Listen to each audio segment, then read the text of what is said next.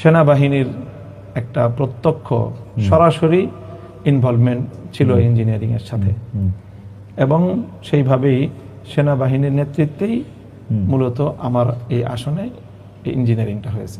এটাকে আপনি আগে প্রেডিক্ট করতে পারছিলেন যে এরকম কিছু হবে? হ্যাঁ, সেই আশঙ্কাটা আমার আগে থেকেই ছিল।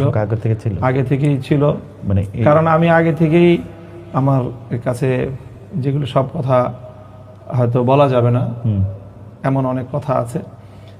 সেনাবাহিনীর আকাঙ্ক্ষা ছিল যেন আমরা বিএনপির সাথে এলাই করি। আমি সঙ্গত কারণে নানা হিসাব নিকাশে সেটা আমি করতে পারি নাই। করতে না পারার কারণে তাদের একটা ক্ষোভ আমার প্রতি ছিল, ব্যক্তিগত আমার প্রতি, এবং সেই ক্ষোভের জায়গা থেকে এবং হয়তো আরো দেশের বাইরের যে সকল শক্তিগুলো